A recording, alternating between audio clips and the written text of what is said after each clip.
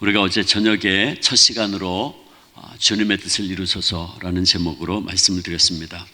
하나님의 뜻이 이루어지는 것이야말로 하나님께 가장 귀하고 아름답게 영광을 돌리는 것이고, 하나님의 뜻이 이루어지는 것이야말로 우리에게 가장 좋은 것이 이루어지는 것이다 하는 말씀을 어제 우리가 함께 나누었습니다.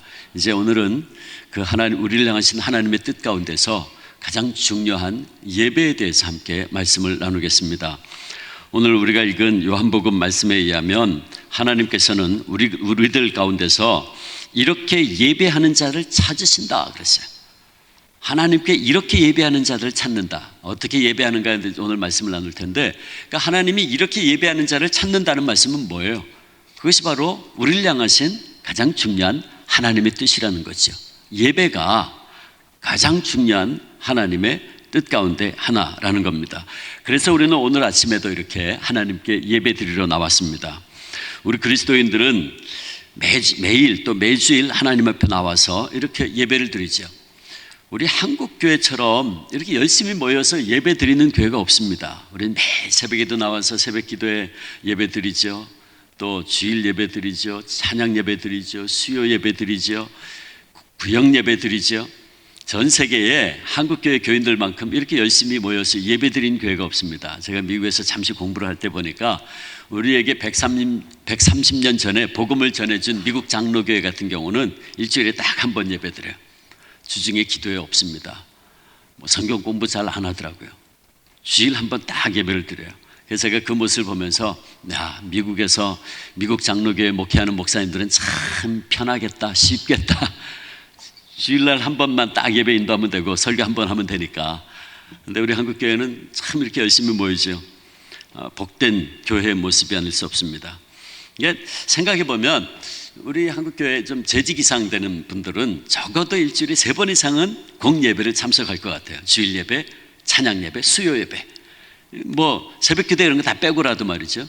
그러면 우리는 참 많은 예배를 드리는데, 평균적으로 그러면 한국교회 그리스도인들은 한 주일에 최소 3번이라면 1년에 156회, 10년이면 1560번, 우리가 70, 간간하면 80이라 그랬는데 70으로 평균 따져도 1920회 하나님 앞에 나와 정식으로 예배 드립니다.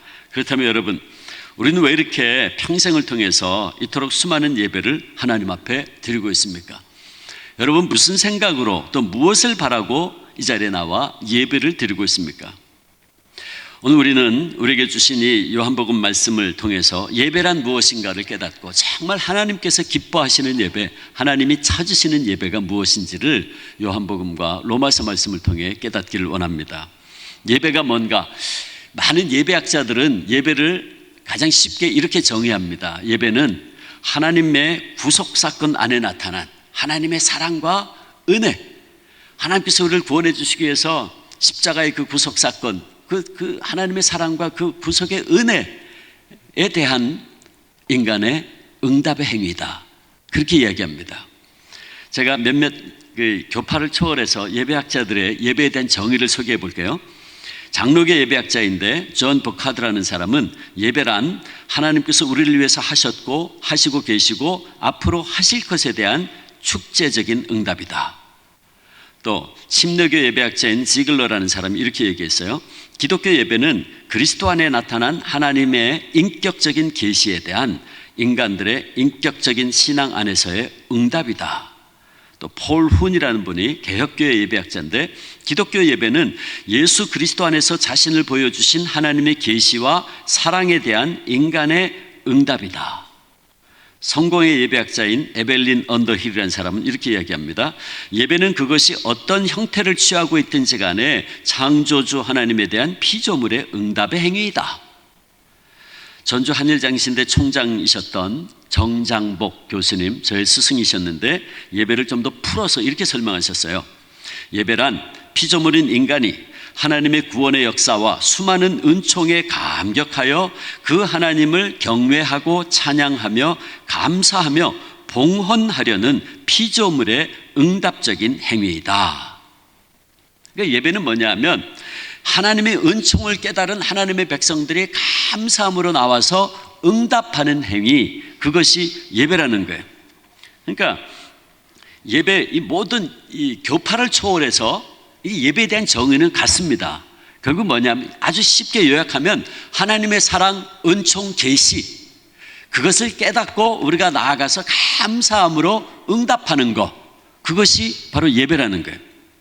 그래서 예수 그리스도 안에서 자신을 계시해 주신 하나님과 그 사랑 앞에 뜨겁게 응답하는 만남의 현장, 그것이 바로 예배라는 것입니다.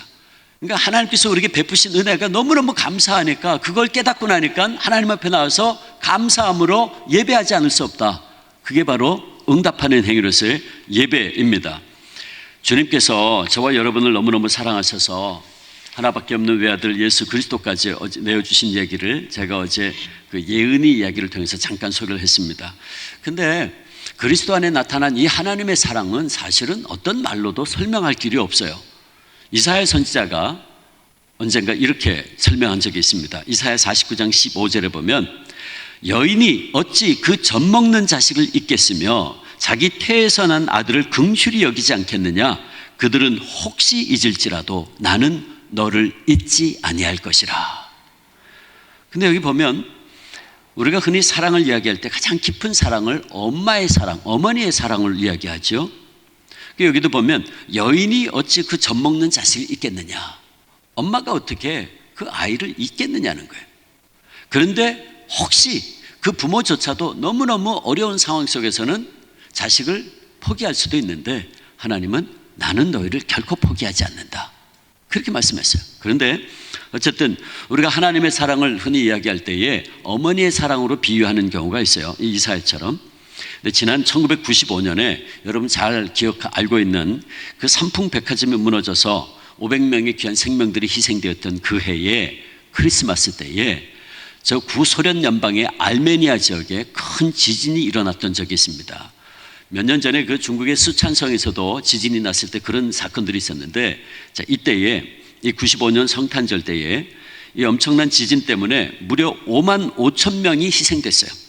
근데 그때 한 엄마와 딸이 무너진 건물 더미 속에 함께 갇힌 사건이 있습니다. 엄마의 이름은 수산나였고 4살짜리 딸 아이의 이름이 구이안이었어요. 구이안. 몇 시간이 지났을지 조금도 움직일 수 없는 좁은 공간에 갇혀있는 그 모녀의 몸은 점점 차갑게 식어가고 있었습니다. 크리스마스가 다가오는 때니까 추웠어요. 언제나 구조의 손길이 임할지 알 수 없는 상황 속에서 이 어린 딸이 자꾸 이제 무서워서 떨면서 보챕니다. 엄마 무서워, 엄마 무서워, 우리 여기서 못 나가는 거야? 아니야, 걱정하지 마라. 조금 있으면 기다리면 아저씨들이 우리를 찾으러 올 거야. 무서워 떨고 있는 딸을 향해 엄마는 계속해서 우리는 괜찮을 거라고 위로했습니다. 그러나 밤이 되면 어두운 공간은 그야말로 칠흑같이 어두워져서 아무것도 보이질 않았어요. 그들이 그토록 애타게 기다리던 구조의 손길은 닿지 않았고 그렇게 사흘이 지났습니다. 마침내 아이는 공포 허기에 지쳐서 그 의식을 잃어가기 시작했어요. 그리고 목이 마른 아이는 엄마에게 본능적으로 계속해서 목마르다고 이야기합니다. 그렇게 시간이 얼마나 지났는지 모릅니다. 이제는 아이도 엄마도 배고픔과 목마름으로 인해서 그 생명의 불꽃이 사그러져 가고 있었습니다. 그런데 바로 그때 이 엄마의 손에 무언가 예리한 것이 잡혔습니다. 그것은 건물이 무너져 내릴 때 함께 쏟아져 내린 유리조각이었습니다. 그리고 그 엄마는 그 유리조각으로 자신의 팔뚝을 그었습니다. 그러고는 아이에게 자신의 몸에서 흐르는 물과 피를 마시게 합니다. 구이아나, 여기 물 있다, 물 마셔라. 캄캄한 어둠 속에서 의식이 가물가물해져 가던 아이는 어디선가 엄마가 구해준 그 물을 받아 마시기 시작했습니다. 사실은 엄마의 몸에서 흐르는 피였죠. 그리고 그 엄마의 피를 받아 마시고 비로소 가란 목을 축이고 이 아이는 의식을 회복할 수 있게 됩니다. 그리고 또 시간이 흘렀습니다. 마침내 구조대가 두 모녀가 갇힌 곳을 지나가다가 아이의 울음소리를 듣습니다. 그리고 건물더미를 치웠습니다. 구조대가 건물더미를 다 치우고 나자 거기에는 비교적 건강한 모습을 한 여자애 하나가 앉아서 울고 있었습니다. 그리고 그 아이의 옆에는 모든 물과 피를 다 흘린 채 싸늘한 시신이 되어 있는 엄마가 평안한 모습으로 누워 있었습니다. 여러분, 이것이 엄마의 희생적인 사랑의 모습입니다. 해외 영자 신문에 자세히 난 것을 제가 그때 그걸 본 적이 있어요. 그래서 스크랩을 해놨어요. 여러분, 이것이 자식을 향한 엄마의 희생적인 사랑의 모습이에요. 그런데 이사야 선지자의 말씀에 의하면 세상에 자식에 대한 가장 진한 사랑이 어머니의 사랑인데 그 어머니의 사랑과도 비교할 수 없는 것이 바로 하나님의 우리에 대한 사랑이라는 거예요. 세상의 부모들도 때로는 전쟁과 같은 극한 상황 속에서는 그렇게 사랑하는 자식들을 때로는 포기할 때가 있는데 하나님께서는 저와 여러분을 결단코 포기하지 않는다는 거예요. 그러기에 하나님께서는 그 아들 예수 그리스도를 이 땅에 보내셨고, 그리고 주님께서 십자가 위에서 물과 피를 아낌없이 흘리심으로 저와 여러분을 구원해 주셨습니다. 우리의 죄값을 다 치루어 주셨어요. 저와 여러분이 달려야 될 십자가에 주님이 대신 달리셨어요. 저와 여러분이 찔려야 될 창에 주님이 대신 찔리셨어요. 저와 여러분이 맞아야 될 채찍을 주님이 대신 맞으셨어요. 저와 여러분이 당해야 될 멸시와 천대와 침뱉음을 주님이 대신 받으셨어요. 저와 여러분이 흘려야 될 물과 피를 주님께서 십자가 위에서 아낌없이 한 방울까지 다 흘리셨어요. 여러분, 그래서 우리가 구원받았습니다. 우리가 왜 예배드리나? 하나님 아버지의 우리에 대한 이 놀라운 사랑, 주님의 이 십자가의 사랑을 깨닫고 그 사랑이 너무너무 감사해서 주님 감사합니다 응답하는데 그것이 바로 예배입니다. 그것이 바로 예배예요. 주님께서 우리에게 베푸신 그 사랑이 너무너무 감사해서 우리가 나와 경배하는 행위, 그것이 예배다. 하나님께서 이렇게 종의 형체를 가지시고 이 땅에 오셔서 우리를 구원하시는 엄청난 일을 이루셨기에 오늘도 우리는 그분에게 최상의 가치를 돌려드리면서 그 사랑과 그 은혜에 응답하는데 그것이 바로 워십입니다. 워십이란 말이 영어로 그 예배잖아요. 워십이란 말이 두 가지 말의 합성어인데 worth, 가치, 신분, 최고의 가치를 돌려드린다.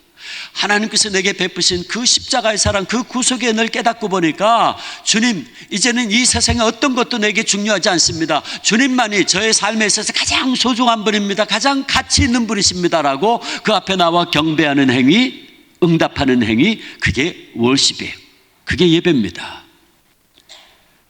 그래서 우리는 예배 가운데서 우리를 너무나도 사랑하셔서 구원의 역사를 이루시고 오늘도 우리와 함께 하시는 하나님을 배웠고 그분께 감사와 찬양과 영광을 돌려드리는 거죠. 그러면 예배 가운데 하나님은 또 우리를 만나주시고 또 우리에게 말씀해 주시고 우리에게 은혜를 베풀어 주시고, 그러면 우리는 그 예배 가운데서 또 주님을 만나고 우리의 삶을 통해 나아가 또 힘을 얻어서 하나님께 삶을 통해 예배 드리는 겁니다. 그런데 오늘 한국교회 안에 보면 이 예배를 오해하는 분들이 많아요.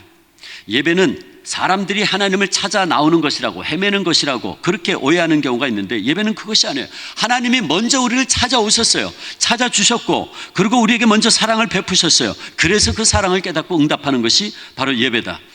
여러분, 오늘 요한복음 4장에 보면 그 유명한 사마리아 여인과의 대화 가운데서 예수님께서 이 말씀을 하셨어요.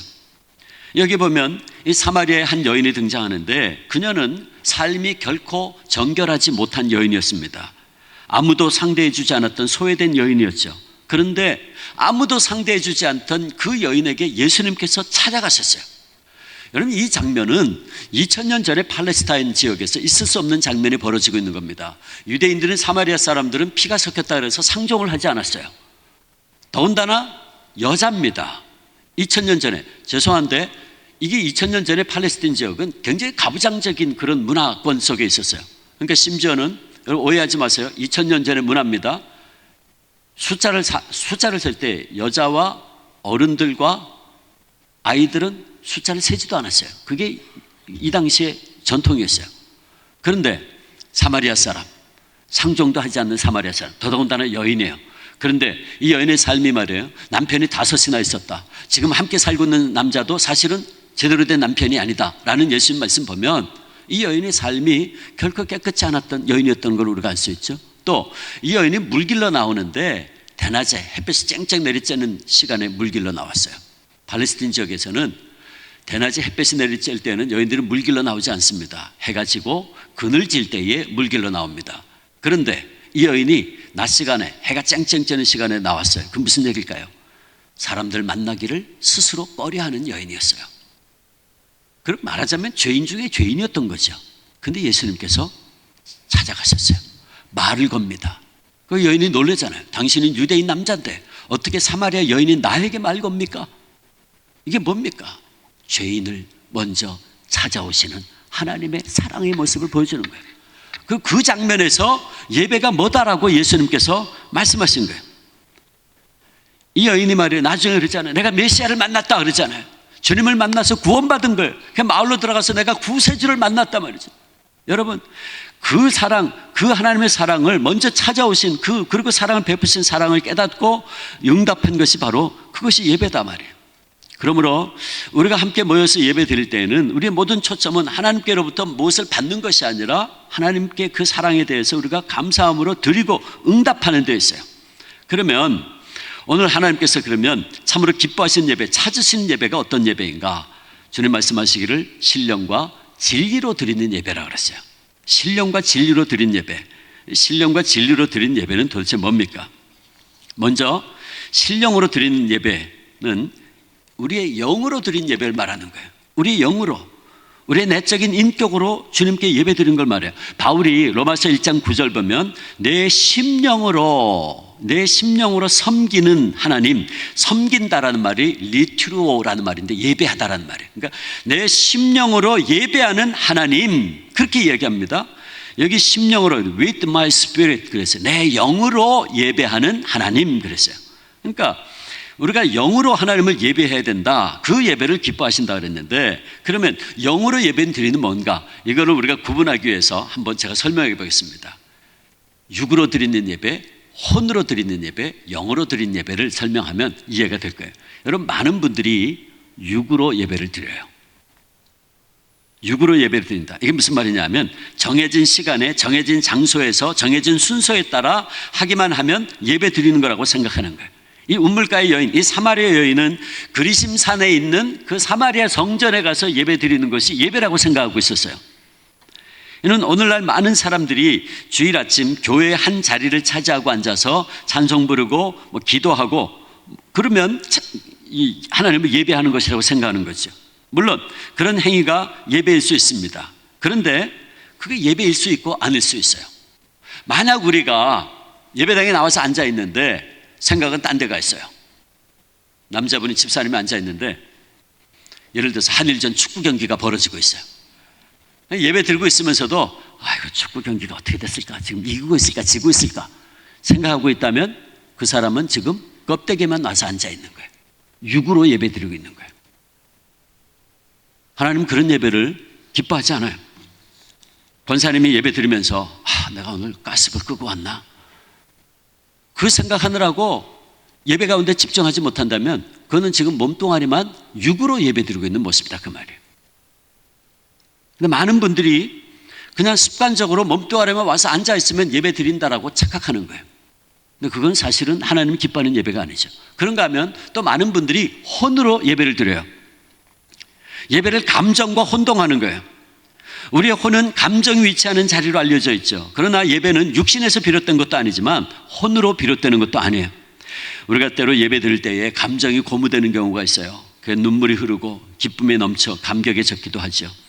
찬송 부를 때 우리가 눈물이 흐르기도 해요. 근데 과연 그것이 하나님이 기뻐 받으실 만한 것인가? 언제나 그렇지만은 않다는 거예요. 안타깝게도 눈물이 흐르거나 기쁨이 넘쳐 감격에 젖기도 하는데도 진정한 예배가 아닐 수도 있다 그 말이에요.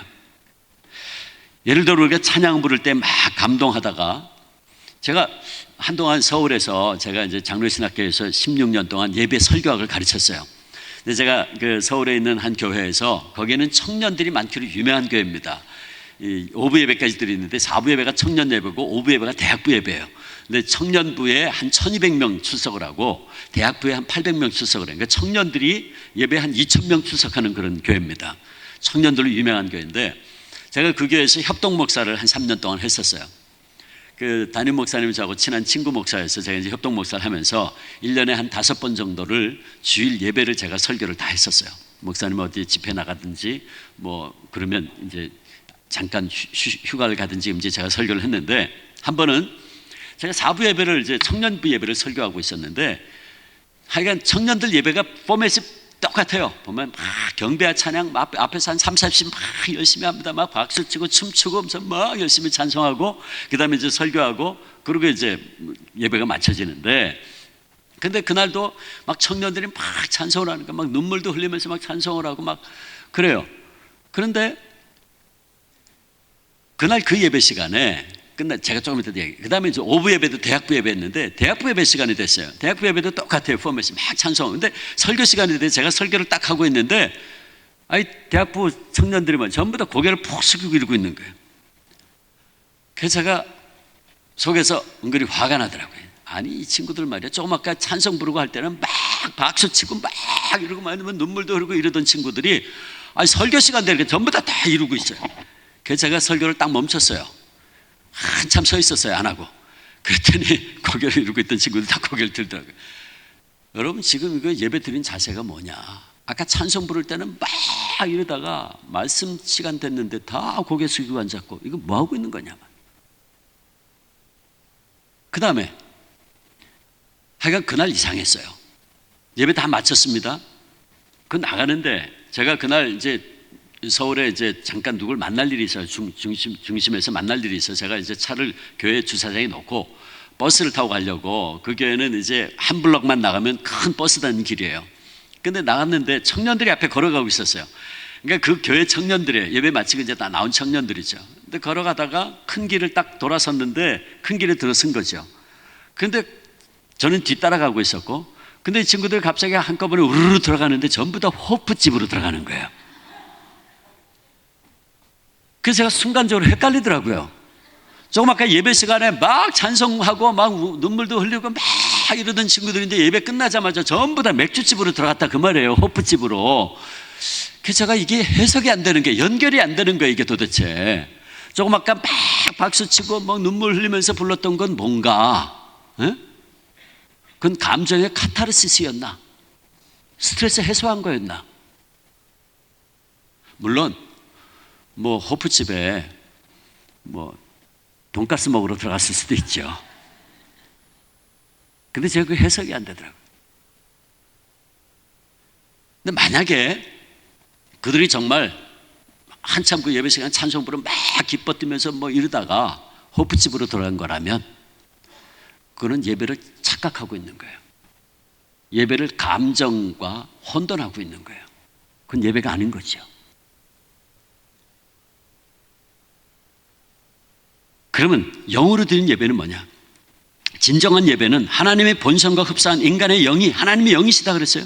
그 하나님의 사랑과 은혜를 정말 깨닫고 감사하고 감격하는 마음으로 드리는 예배를 말하는 거예요.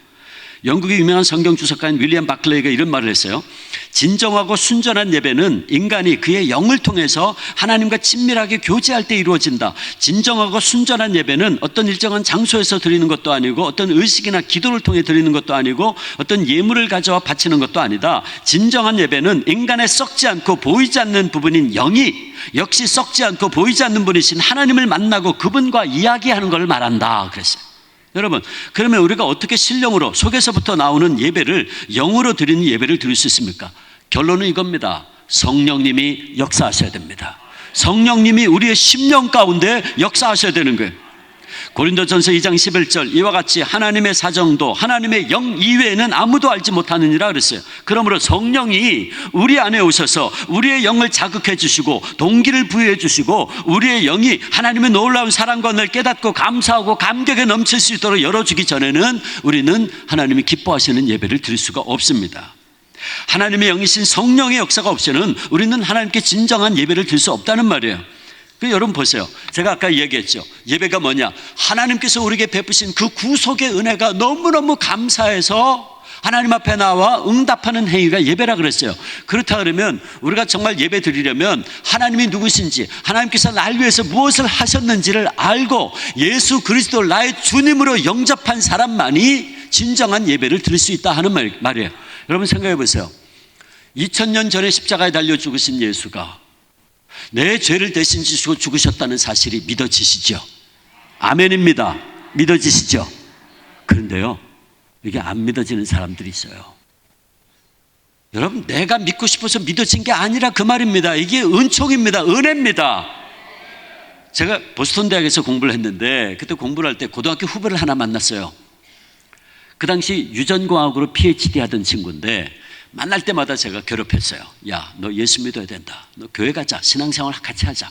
그랬더니 이 친구가 제가 계속 그러니까 어느 날 한 번은 저한테 그러는 거예요. 목사님이기 전에 선배님이니까 솔직히 말씀드립니다. 믿고 싶은데 안 믿어집니다. 2000년 전에 십자가에 달려 죽은 예수가 어떻게 내 죄를 대신 지고 죽었다고 믿어지냐는 거예요. 자기도 믿고 싶은데 안 믿어진대. 자기도 답답하대요. 그러면서 하는 얘기가, 목사님 죄송하지만 자기 실험실에서, 연구실에서 복제할 수 있습니다. 유전자공학 하던 친구였거든요. 인간 복제할 수 있다는 거예요. 다만 윤리적인 문제 때문에 하지 않고 있지 할 수 있습니다. 그 친구는 과학이 하나님의 창조의 영역을 할 수 있다고 믿는 친구였어요. 그러니까 성경 말씀 그대로예요. 헬라 사람들에게는 십자가의 도가 어리석어 보인다. 헬라 사람들, 철학, 인간의 지식을 강조하던 사람들, 십자가의 도가 어리석어 보인다. 딱 그 친구더라고요. 야, 하나님 말씀이 이게 그대로구나. 그러니까 인간이 창조의 영역도 복제도 할 수 있다고 믿는 친구니까 2000년 전에 십자가에 달려 죽은 예수가 어떻게 내 죄를 대신 지고 죽었다고 믿어지느냐? 안 믿어진대요. 여러분 믿어지시죠? 아멘입니다. 근데 내가 믿고 싶어서 믿게 된 것이 아니라 그 말이에요.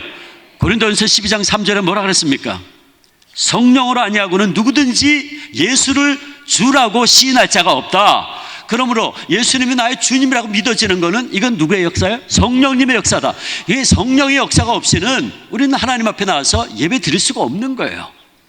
그게 믿어지지 않는데 어떻게 예배 드리겠어요? 예배는 구속의 은혜를 깨닫고 감사함으로 응답하는 행위가 예배인데, 그러므로 여러분, 하나님께서 결국은 찾는 예배는 뭐냐? 우리 속에 내주하시는 하나님의 영의 역사가 없이는 우리는 하나님께서 기뻐하는 예배를 드릴 수 없다 말이에요. 그러므로 하나님께서 찾으신 예배는 신령으로 드린 예배인데, 그 예배는 성령님이 우리 속에 역사하셔서 그리스도의 구속의 은혜를 깨닫게 해주시고, 또 성령께서 계속해서 우리의 심령 가운데 내주해 주셔서 우리를 가르쳐 주시고 인도하셔서 우리의 마음이 하나님만을 향할 수 있도록 도우시고, 그리고 우리 하나님 사이를 가로막는 모든 죄악과 방해물들 밝히 드러내 주셔서 우리가 그 성령의 도우심을 힘입어 깨끗이 물리친 마음으로 나와 예배할 때 하나님께서 그 예배를 기뻐 받으신다 그 말입니다. 그게 신령으로 드린 예배예요. 그 다음에 두 번째, 진리로 드린 예배라 그랬어요.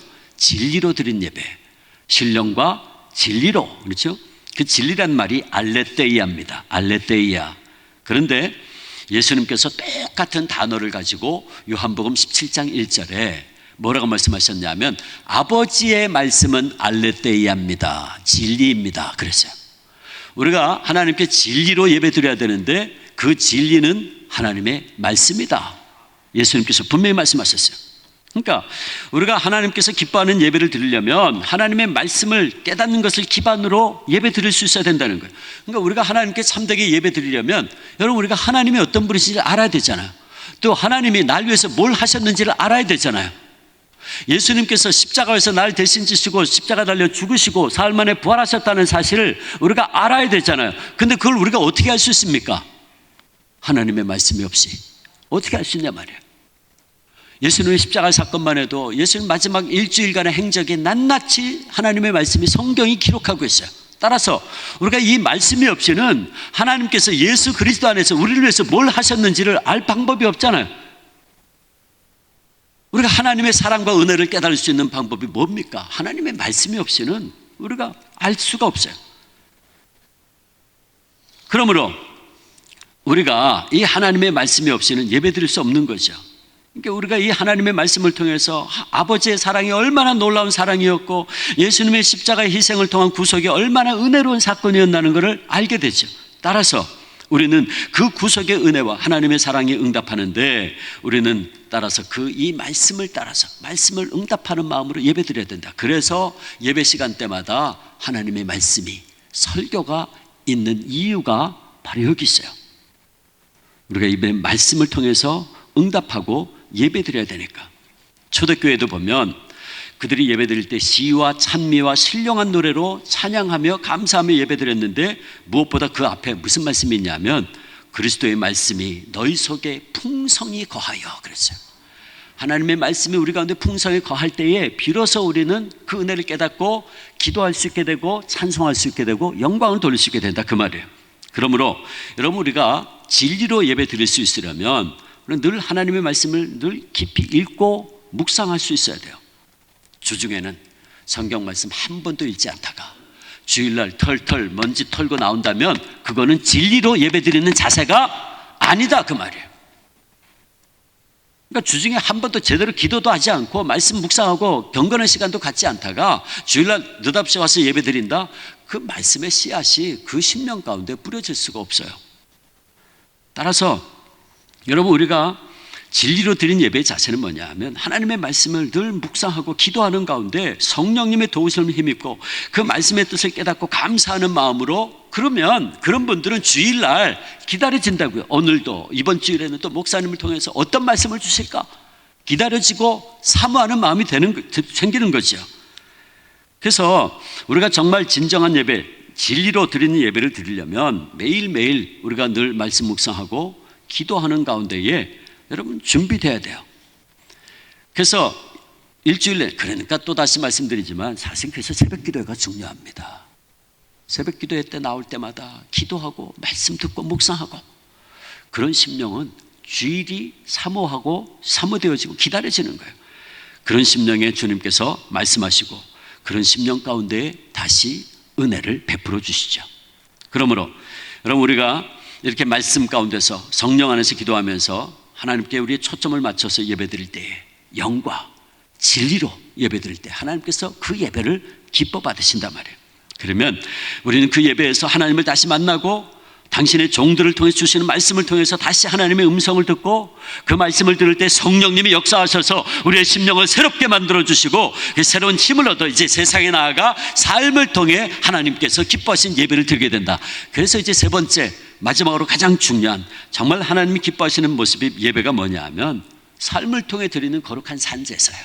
로마서 12장 1절 말씀이 바로 그 말씀이죠. 여러분, 로마서 12장 1절 다시 한번 펼쳐보시겠어요? 로마서 12장 1절 같이 함께 다시 읽어보겠습니다. 제가 진 성경으로 257쪽에 있는데 로마서 12장 1절 우리 같이 한 목소리로 읽습니다. 시작. 그러므로 형제들아,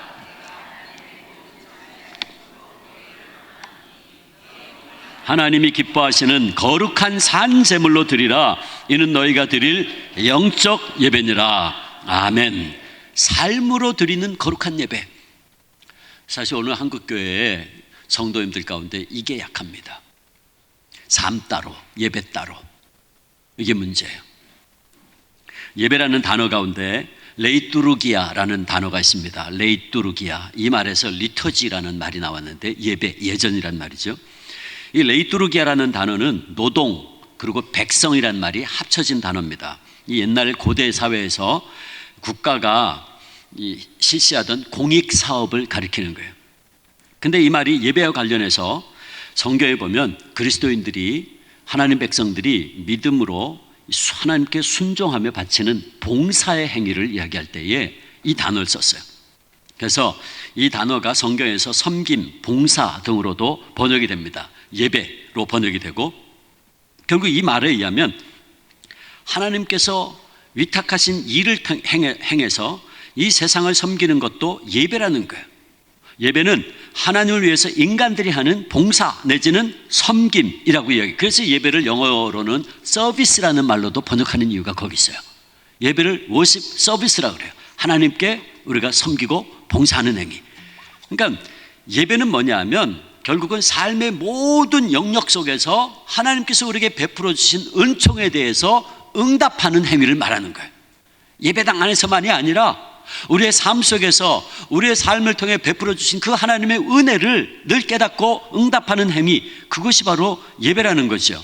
근데 문제는 뭐냐 하면 많은 그리스도인들이 예배를 어떤 의식이나 행사로 생각하기 때문에 자신들의 일반적인 삶 속에서는 어떤 태도나 가치관을 가지고 살든지 그냥 주일 예배만 잘 참석하고 혹은 개인적인 경건의 시간만 잘 가지면 된다라고 착각하는 거예요. 그런데 여러분, 제가 분명히 말씀드리지만 월요일부터 토요일까지는 자기가 원하는 대로 세상 속에서 마음대로 살다가 주일날 하나님 앞에 나와 예배드릴 수 있다라고 생각하신다면 그것은 잘못 생각하고 있는 겁니다. 예배는 주일만이 아니라 우리의 삶의 방식이 되어야 됩니다. 예배는 그리스도인의 삶과 절대로 분리되면 안 돼요. 누군가 한국 교회 안에 광주리 교인이 많다 그러더라고요. 광주리 교인. 여러분 이게 물통이라고 생각해 보세요. 물이 지금 있습니다. 물이 가득 들어있어요. 근데 여기에다가 광주리를 쓱 집어넣으면 그 광주리 안에 물이 그득히 잠기겠죠. 근데 그 광주리를 쓱 들면 어떻게 됩니까? 물이 샥 빠져나가요. 교회에서 예배당 안에서 예배드리고 찬송하고 기도할 때는 성도인 것 같은데 예배당 문 밖에만 나가면 언제 그랬는 듯이 은혜 다 쏟아버리고 세상 사람들과 똑같이 싸우고 거짓말하고 미워하고 욕하고 저주하고 사기치고 말이에요. 요즘에 말이에요, 이 사회에서 무슨 사건이 터졌다면 그 안에 꼭 교인들이 껴있어요. 이게 우리의 신앙과 삶이, 예배와 삶이 분리되어 있는 거예요. 그러나 우리 신앙인들은 출퇴근 시간 도로 위에서도 전철 안에서도 하나님께 예배드릴 수 있어야 되고, 주부가 밥을 지으면서 설거지를 하면서도 예배드릴 수 있어야 되고, 학생들은 공부하면서도 하나님께 감사함으로 예배드릴 수 있어야 돼요. 우리의 삶의 모든 영역 속에서 주님과 교제하고 그 사랑에 응답하는 행위가 있어야 된다 그 말이에요. 그러니까 참된 예배는 우리의 삶 전부를 통해서 하나님께 어떻게 응답하느냐. 그래서 바울이 오늘 로마서 12장 1절에서 너희 몸을 하나님이 기뻐하시는 산 제사로 드려라. 그것이 너희가 드릴 영적 예배다 하는 말씀을 한 거예요. 그래서 참된 예배는 언제 시작되나? 참된 예배는 주일 예배에 목사님의 축도가 끝난 순간부터 시작된다라는 말이 있어요. 그거를 예배학에서는 예배 후의 예배, liturgy after liturgy라는 말로 씁니다. 예배 후의 예배. 그게 진짜 예배가 시작된다는 거예요. 여러분 영어 로만 카톨릭의 예배를 미사라 그러잖아요. 그 미사라는 말이 이때 미사 에스트라는 말인데 라틴 말의 축약어입니다. 그게 무슨 뜻이냐면 여기서의 예배는 이것으로서 마칩니다. 그런 뜻이에요. 여기서의 예배는 이것으로 마칩니다. 그럼 뭘까요? 이제부터 진정한 예배를 세상에 나가서 드리세요. 그 뜻이에요. 그러니까 교회 안에서의 예배는 이걸로 마치고 이제는 하나님을 섬기기 위해서 세상을 향해 나아가 섬김으로 예배 드려라 그 말이죠. 여러분 보세요. 예수님은 마가복음 10장 45절 보면 섬김을 받기 위해 온 것이 아니고 섬기러 오셨다 그랬어요. 목숨을 바쳐 많은 생명을 구원하기 위해 오셨다 그랬는데 예수님은 섬기기 위해서 이 땅에 오셨어요. 죽기까지 섬기셨어요. 죽기까지 우리를 사랑하셨고 섬기셨단 말이에요. 그러므로 예수님은 하나님께 십자가에서 최고의 영광을 돌리셨는데, 여러분 제가 어제 잠깐 말씀드렸지만 예배의 궁극적인 목적이 하나님께 합당한 영광을 돌리는 것이라면 따라서 세상 속에서의 섬김과 순종의 삶도 그러므로 결코 예배와 분리돼서는 안 되죠. 아까 얘기했듯이 예배가 뭐라고 그랬죠? 월십이라는 말, 하나님께 최고의 가치를 돌리는 행위. 하나님만이 내 삶에 있어서 가장 소중한 분입니다. 가장 가치 있는 분입니다. 월십, 가장 가치 있는 분입니다. 그렇게 경배하는 거. 그렇다면 하나님께 영광을 돌리고 하나님께만 최상의 가치를 돌리는 행위인 예배는 세상을 향한 섬김과 봉사와 결코 분리될 수 없습니다. 왜? 예수님처럼 세상을 향한 죽기까지의 섬김과 봉사가 없다면 예수님 섬기러 와서 죽기까지 섬기셨다고요. 그래서 하나님께 최고의 영광을 돌리셨다면, 그렇다면 우리들도 이 세상에서의 삶과 섬김을 통한 이 봉사가 없이는 하나님께 진정 예배 드렸다고 말할 수가 없다. 따라서 예배는 이 세상을 향해 나아가는 자세로 드려야 되는 거예요. 그것이 바로 하나님께 영광을 돌리는 행위가 될 수 있다. 이게 우리의 구체적인 삶 속에서 하는 모든 행동이 그러면 정말 하나님께 예배드리는 행위가 될 수 있느냐? 만약 이 질문을 던진다면 대답은 예스일 수 있고 노일 수 있습니다. 이게 무슨 말이냐 하면, 여러분 보세요. 아까도 말씀드렸지만 우리가 예배당의 안에서 예배 시간에 찬송 부르고 기도하면서도 우리가 딴 생각하고 있으면 그거는 예배가 아니라 그랬어요. 근데 반대로 우리가 세상 속에서 하는 일들을 통해서도 우리가 이게 하나님 은혜에 감사합니다 하면서 그 은혜에 감사하는 행위로 내가 만약 섬기고 있다면 그건 예배 행위가 될 수 있다는 거예요. 그러니까 우리가 세상적인 일을 통해서도 하나님께 영광을 돌린다면 그건 더 이상 세상적인 일이 아니라 그 말이에요. 어떤 분이 이런 얘기를 했어요. 여러분 잘 들어보세요. 하나님을 예배하면서 화장실을 청소하는 것은 하나님의 임재를 느끼지 못하면서 설교하는 것보다 더 영적인 것이다. 다시 말씀드립니다.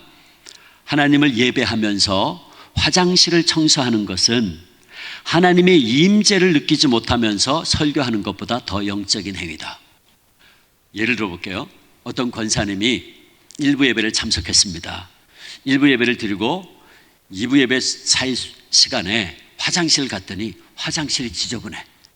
그래서 이 권사님이 아이고 하나님, 제가 주님의 몸된 교회를 섬기고 성도들을 섬길 수 있는 기회를 주신 것 감사합니다. 그러면서 막 권사님이 찬송 부르면서 화장실을 청소하고 있어요. 근데 그 시간에 2부 예배가 진행되고 있어요. 근데 제가 그 2부 예배 시간에 설교를 하고 있는데 설교하면서 이거는 신학적으로 어떻고 뭐 철학적으로 어떻고 하면서 쩍쩍거리면서 제가 막 설교하고 있어요. 막 제 지식을 자랑하면서 막 설교를 하고 있어요. 그러면 그 권사님이 그 시간에 찬송 부르면서 화장실 청소하는 행위가 자기 지식 자랑하고 있던 그 목사의 설교보다 훨씬 더 하나님 기뻐 받으실 만한 예배 행위다 그 말이에요. 사실 그 목사의 행위는 예배가 아닌 거지. 자기 지식 자랑하고 있으니까 하나님 말씀 전해야 될 시간에 그건 예배가 아닌 거예요. 아까 그 말이 하나님을 예배하면서 화장실을 청소하는 것이 하나님의 임재를 느끼면서 설교하는 것보다 훨씬 더 영적이다 하는 말이 바로 그 말이에요. 그러면 여러분, 여기서 우리가 두 가지를 생각할 수 있어야 돼요. 우리 성도들은 일상적인 일을 하면서도 하나님께 예배드릴 수 있다는 것이고, 우리는 예배와 관련된 행동을 찬송 부르고 기도하면서도 예배드리지 않을 수 있다는 거예요. 잘 생각하셔야 됩니다. 17세기에 수도사였던 로렌스라는 분이 있었어요. 이분이 언제나 하나님의 임재를 연습하고 있는 자리에서 늘 하나님을 예배했던 사람이었습니다. 위대한 설교가도 아니었어요. 수도원장도 아니었습니다. 그가 평생 한 일은 수도원에서 부엌에서 밥 짓고 설거지하는 일이었어요. 그분이 평생 한 일이. 근데 그분이 쓴 자그마한 책이 있어요. 하나님의 임재 연습이라는 책인데 두란노서원에서 번역이 됐습니다. 한번 읽어보세요. 하나님의 임재 연습. 브라더 로렌스라는 분인데 그가 이렇게 썼어요. 저는 부엌의 온갖 번잡함과 달그락거리는 소음 한가운데서도 심지어 몇 사람이 동시에 여러 가지 다른 일을 시킬 때에도 제단 앞에 무릎을 꿇고 있는 것처럼 조용하고 평온하게 하나님을 소유합니다. 제게는 프라이팬으로 계란을 뒤집는 일이나 성전에서 하나님께 기도하는 일이나 다르지 않습니다.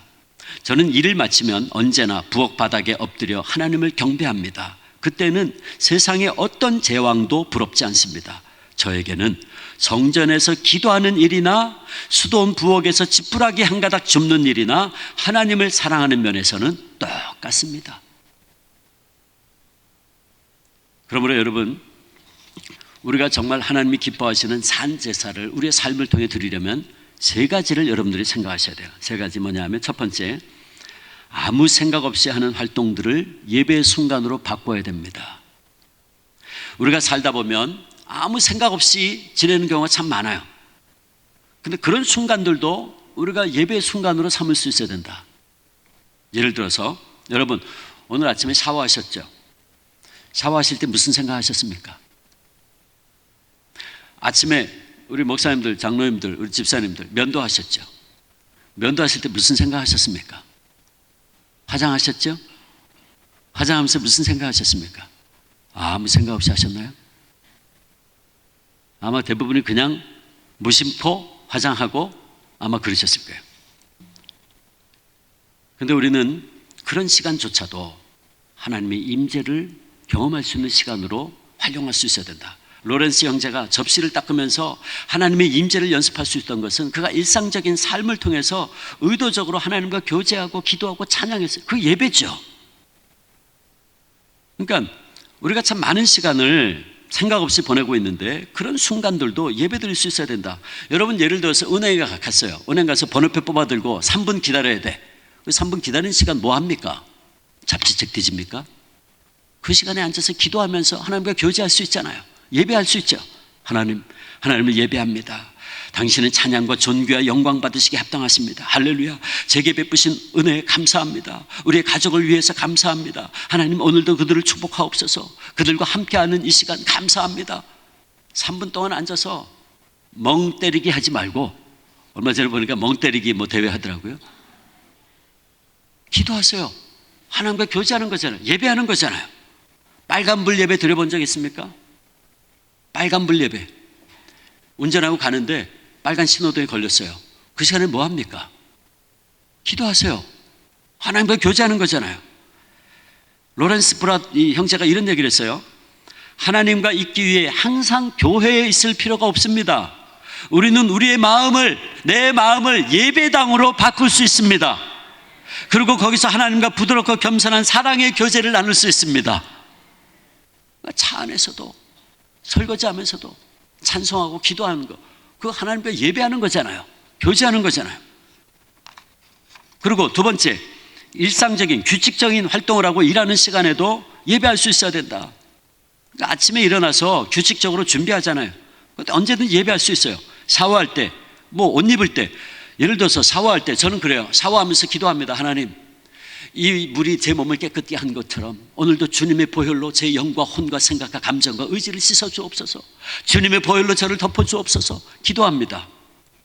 샤워하면서 하나님의 임재를 연습하는 거죠. 옷 입으면서 하나님, 제가 오늘 이 옷을 입습니다. 제가 이 옷을 입듯이 오늘도 하나님의 전신갑주를 입혀 주옵소서. 구원의 턱을 씁니다. 의의 흉배를 입습니다. 진리의 허리띠를 띱니다. 평화의 복음으로 신을 씻습니다. 기도할 수 있잖아요. 옷을 입으면서. 그러니까 우리가 출근하면서 운전할 때 뭐 운동하면서도 우리가 하나님께 예배할 수 있다.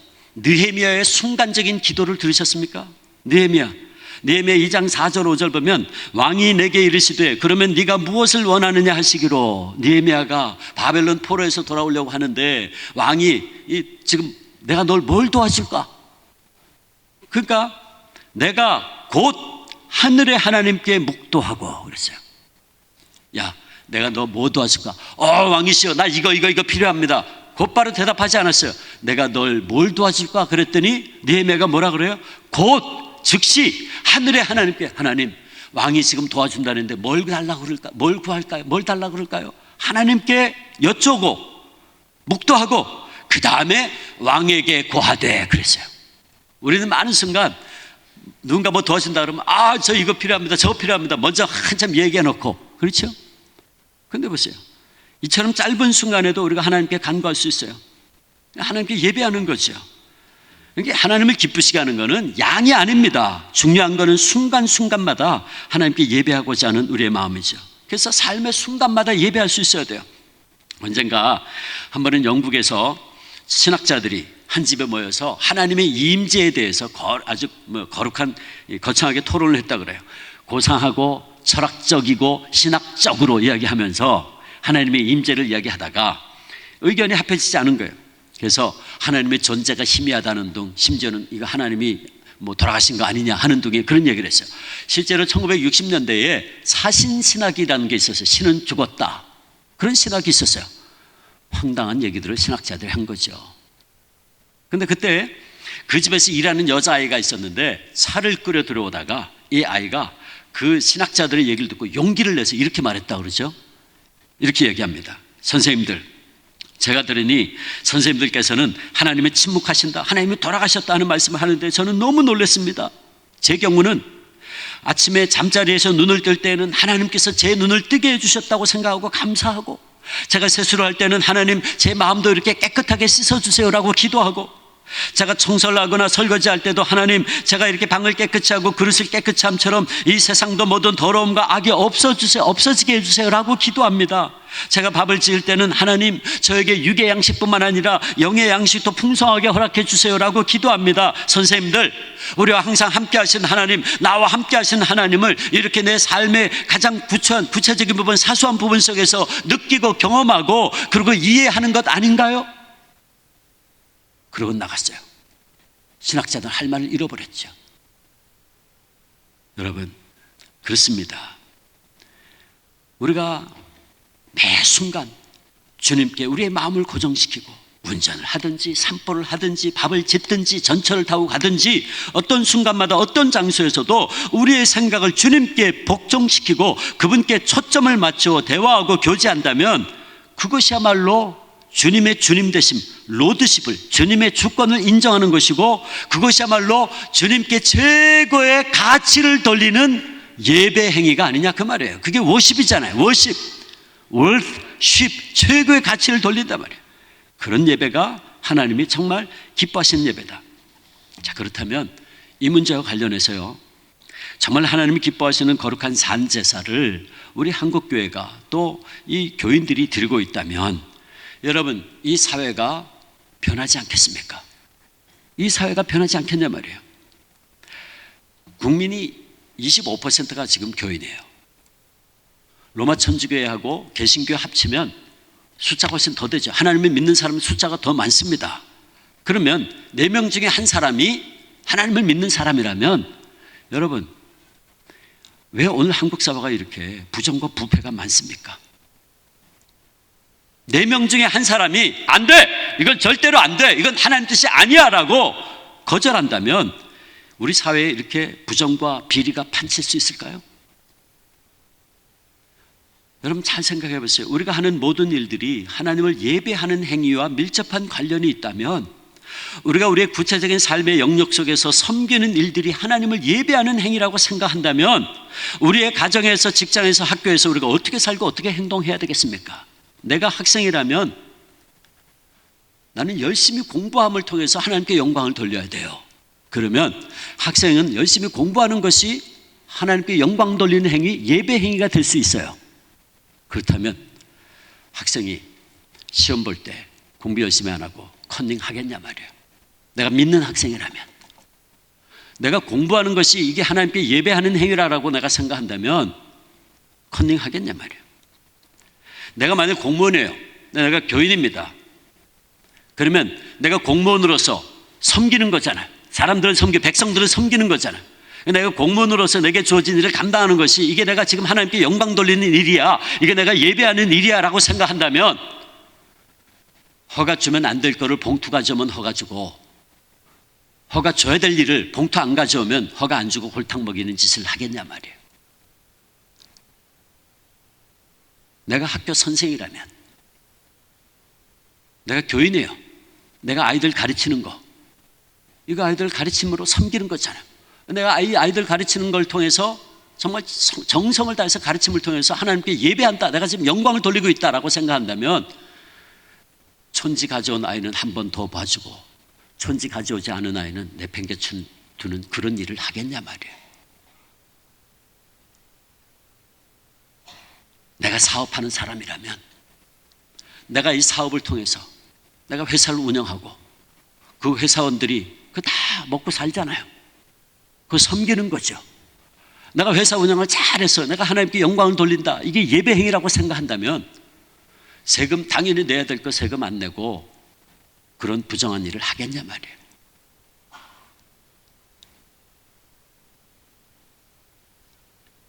고린도전서 10장 31절, 그런즉 너희가 먹든지 마시든지 무엇을 하든지 다 뭘 위해서 하라고요?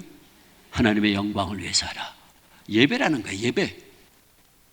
하나님께 영광을 돌리는 행위, 예배. 에베소 6장 6절 7절, 눈가림만 하여 사람을 기쁘게 하는 자처럼 하지 말고 그리스도의 종들처럼 마음으로 하나님의 뜻을 행하고 기쁜 마음으로 섬기기를 주께 하듯 하고 사람들에게 하듯 하지 말라. 결국 기독교인이 인구의 4분의 1인데 이렇게 이 사회에 부정부패가 만연했다는 것은 지금 우리들이 예배에 실패하고 있다는 얘기잖아요. 삶으로 드리는 거룩한 산제사로 지금 우리가 실패하고 있다는 얘기 아닙니까? 결국 무슨 얘기냐면 예배에 실패하면 다 실패합니다. 예배에 실패하면 다 실패하는 거예요. 그러기에 예배는 그리스도의 삶의 핵심이고 우리 신앙의 핵심입니다. 그래서 하나님께서는 이렇게 예배하는 자를 찾는다라고 말씀하는 거예요. 영과 진리로, 그리고 삶 전부를 산제물로 드리는 그런 예배 드리는 자들을 찾고 계신다. 하나님의 뜻이죠. 마지막으로 한 목사님의 경험을 소개하면서 말씀을 마치겠습니다. 미국 보스턴에서 목회를 하셨던 큰 교회입니다. 그 큰 교회 목회를 하셨던 고든이라는 목사님이 계셨어요. 이 고든 목사님은 이렇게 말하자면 성공적인 목회를 하게 된 데는 한 작은 경험이 시발점이 되었다 그래요. 목사님이 어느 한 주간에 교회에서 너무 많이 있는 일이 있었는데 특별히 장례가 여러 건이 터졌대요. 그 목사님이 장례를 몇 건을 집례하느라고 그 한 주간 동안 너무너무 힘들었어요. 피곤하셨는데 설교 준비를 할 시간이 절대적으로 부족했던 거였어요. 그래가지고 토요일날 밤늦게까지 설교를 준비를 하는데 한 주일 내내 너무너무 피곤하고 힘드셔가지고 설교 준비를 하시다가 그만 깜빡 잠이 들었어요. 몸도 너무 피곤했고. 근데 이제 잠이 들었는데 꿈을 꾸신 거예요. 꿈을 꿨는데 꿈속에서도 목사님이 막 설교 준비를 힘들게 하고 있는 거예요. 여러분, 우리가 낮에 어떤 일로 막 힘들면 가끔가다 악몽을 꾸잖아요. 근데 똑같이 그거를 막 꿈속에서도 헤매는, 이게 목사님이 설교 준비를 막 하는데 이게 도무지 결론이 안 나는 거예요. 주일 새벽 시간이 다가오는데 설교 결론이 안 나요. 이거 뭐 피가 마르는 거죠. 여러분, 목사님들 설교 사역에서 중보기도 많이 하셔야 됩니다. 시간이 다가오는데 설교가 준비가 안 되면요, 피가 마릅니다, 정말. 근데 준비를 하다가 이제 겨우 이제 예배 1시간 전에 이제 설교 원고가 이제 준비가 됐어요. 그래가지고 원고를 들고 허겁지겁 교회를 달려갔는데 벌써 교인들이 이제 주일 예배를 준비하느라고 다 그렇게 와서 앉아 있었어요. 예배가 시작됐습니다. 찬송 부르고 기도하고 설교 시간이 됐어요. 목사님 이제 설교를 딱 하는데 갑자기 어떤 한 분이 눈에 딱 들어오는 거예요. 근데 처음 뵙는 분인데 자꾸 신경이 쓰이는 거예요. 굉장히 아주 위험하게 앉아 계신데 이게 범접하기 어려운 그런, 그래서 궁금한 거예요. 도대체 저분이 누굴까? 설교를 하면서 계속 이제 끝난 다음에 저분을 꼭 만나봐야겠다 이제 생각을 하신 거예요. 설교가 끝났어요. 예배가 마쳐지고 찬양대 송령하는 시간에 목사님 먼저 나갔어요. 나가가지고 이제 교인들이 나오는데 기다리고 악수하고 인사를 하는데 아무리 기다려도 그분이 안 나오는 거예요. 그래서 이상하다. 그래서 안내하는 집사님 보고 집사님 내가 아까 예배 인도할 때에 이런 분이 앉아 계셨는데 그런 분 혹시 못 봤냐 그랬더니 목사님 그런 분 오셨다고. 근데 어떻게 안 나오신다 그랬더니 목사님 나오시기 바로 전에 가셨어요. 뭐 좀 급한 일이 있으셨나 봐요. 근데 그러냐고. 내가 그분 꼭 뵙고 싶었는데 그렇게 됐냐 그랬더니 그 집사님이 목사님 그분 누군지 모르세요? 그분이 누구냐고. 난 잘 모르겠다 그랬더니 목사님 그분이 예수님이잖아요. 그분이 예수님이었어. 하필이면 오늘같이 내가 설교 준비를 잘 못해서 설교를 죽순날 예수님이 오셨냐고. 그러면서 막 목사님이 탄식을 하는데 그 안내 집사님이 목사님 걱정하지 마세요. 예수님께서 가시면서요 다음 주에 또 오신다 그랬어요. 그 얘기를 듣는 순간 목사님은 깜짝 놀라가지고 꿈을 깼습니다. 꿈 얘기였습니다. 그런데요, 이 목사님이 그 얘기를 듣고 깨달은 게 있었어요. 그렇구나. 내가 그걸 왜 미처 생각하지 않았을까? 여러분, 뭘 깨달았을까요?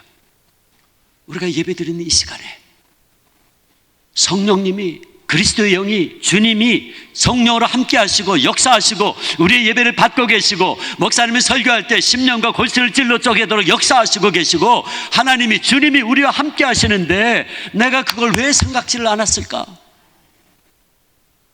그 다음부터요, 이 목사님의 자세가 달라졌어요. 늘 손을 이렇게 잡고 다니셨대요. 목사님 왜 이렇게 손 잡고 다니십니까? 나 주님 손 잡고 다녀. 언제 어디서나. 그리고 예배 현장에. 여러분 지금 하나님께서 어디에 계신다고 생각하십니까? 잘 보이지 않는 하늘에요? 아니요, 성령님이 지금 이 자리에 우리와 함께 계십니다. 아멘, 할렐루야. 여러분, 우리가 예배드리는 바로 그 시간마다 주의 성령이 그 자리에 함께 하시고 우리의 기도를 들으시고 우리의 찬양 받으시고 우리 가운데 역사하시고 계신다. 그러므로 바라기는 우리 모두 올 한 해, 우리 평생 우리가 신령과 진리로 드리는 예배를 통해서 하나님을 기쁘시게 해드리고 더 나아가 예배 가운데서 우리 함께 하시는 하나님을 만나 뵈었고 그분 주시는 말씀과 은혜와 능력을 계속해서 공급받아서 세상 속에서, 삶 속에서 삶으로 예배드림으로 승리하는 여러분들 되시기를 주님의 이름으로 축원합니다. 기도하겠습니다.